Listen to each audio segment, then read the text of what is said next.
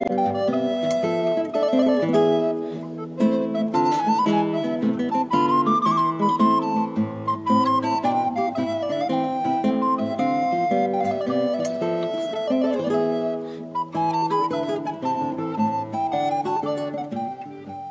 êtes deux à exposer sur le même thème. Vous vous êtes concertés? Oui, ben, ça faisait des années que j'avais envie de participer à un projet avec mon ami Jean-Luc. Et donc, dans le courant de l'année 2009, je lui ai proposé donc de faire une exposition sur le thème de la déforestation en Amazonie. Et c'est de là qu'est parti notre travail. Mais chez vous, c'est plus la biodiversité. Ben, c'est la biodiversité, c'est aussi la problématique du déboisement, de la déforestation. Mais nous sommes partis tous les deux d'un projet commun et d'un fil rouge, c'est-à-dire que au départ, nous sommes partis d'un personnage digital avec lequel nous avons fait une affiche. Et sur le thème de ce personnage, nous avons créé l'un et l'autre une toile, donc sur le sujet du danger de la disparition de la forêt en Amazonie. Mis à part les spécialistes et les scientifiques, on parle peu de la déforestation amazonienne. Pourtant, c'est le poumon vert de la planète et c'est très important. Les gens ne semblent pas s'y intéresser. À votre avis, pourquoi? Je pense qu'au départ, c'est un manque d'information, un manque d'illustration.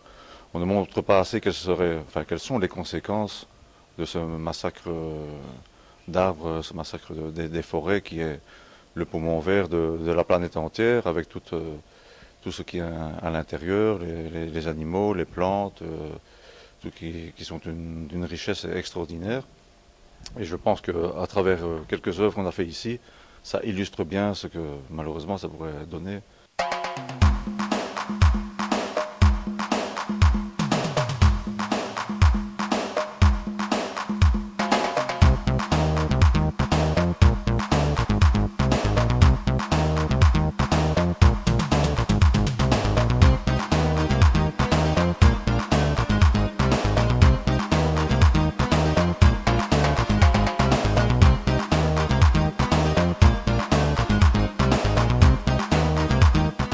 Qu'est-ce qui vous a inspiré, mis à part cette déforestation, dans le choix de vos dessins et le choix de vos toiles?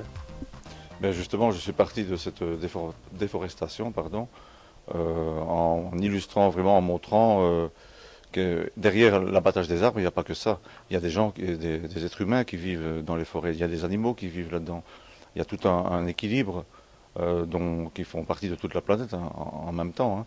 Et aussi en même temps, il y a tout un contexte économique qui joue derrière et qui n'est absolument pas contrôlé, et complètement utilisé par du piratage et une destruction totale, sans concertation avec les habitants, ni en pensant quoi que ce soit comme équilibre ou comme construction future, quoi.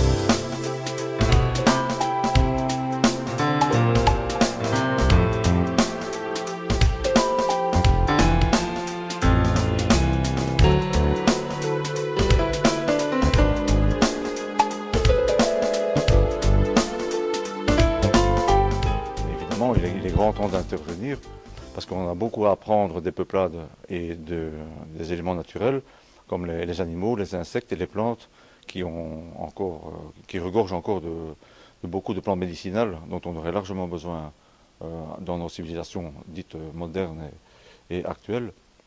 Donc je pense qu'il est grand temps en tout cas de dialoguer avec ces gens, de voir un petit peu, peut-être que nous on peut apporter des choses aussi bien entendu, il ne faut pas tout jeter chez nous, mais je pense qu'on a beaucoup à apprendre de chez eux et on pourrait évoluer d'une façon beaucoup plus constructive.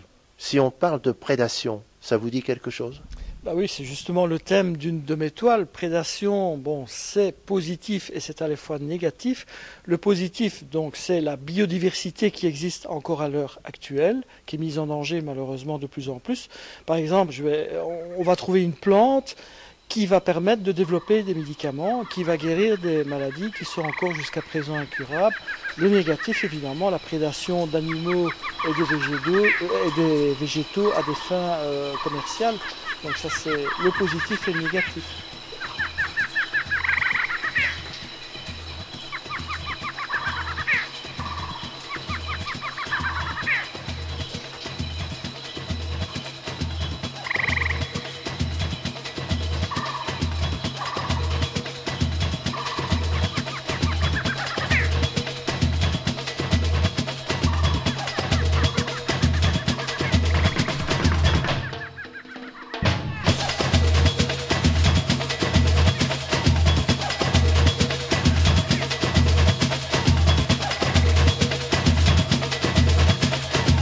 Dans mes toiles, il y a 4 symboles et j'essaye d'amener le spectateur, ne serait-ce que par le titre, à pénétrer dans ma toile et d'essayer de découvrir les messages que j'ai voulu exprimer.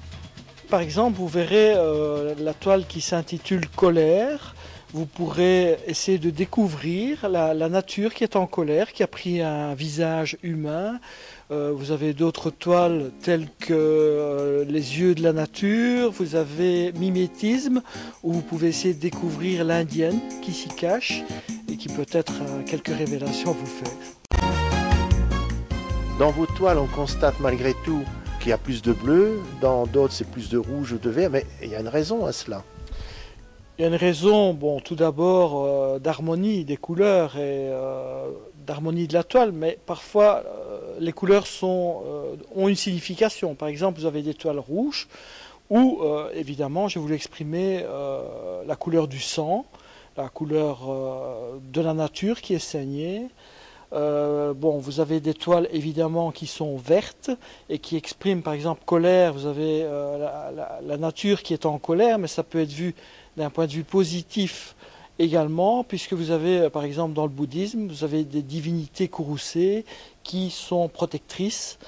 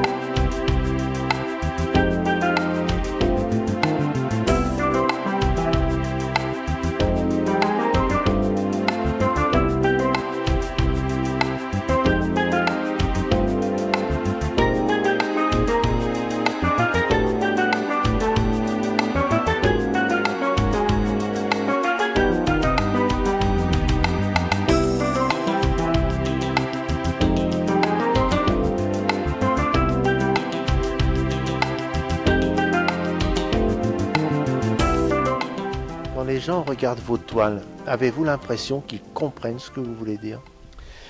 Ben, moi, je suis parfois curieux d'observer les gens et vous avez deux types de personnes. Les gens qui regardent la toile d'un point de vue esthétique simplement, et d'autres personnes qui essayent vraiment de décortiquer et d'aller chercher ce que j'ai voulu dire. Et le point de départ, c'est le titre.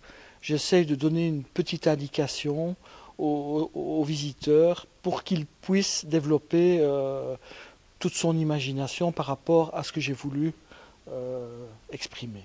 Mais s'il n'y a pas de titre, pensez-vous que ça saute aux yeux directement? Pas du tout. Et d'ailleurs, vous avez une toile qui s'appelle Mimétisme. Et si vous ne mettez pas de titre, je défie pas mal de monde de trouver l'indienne qui s'y cache. Ah.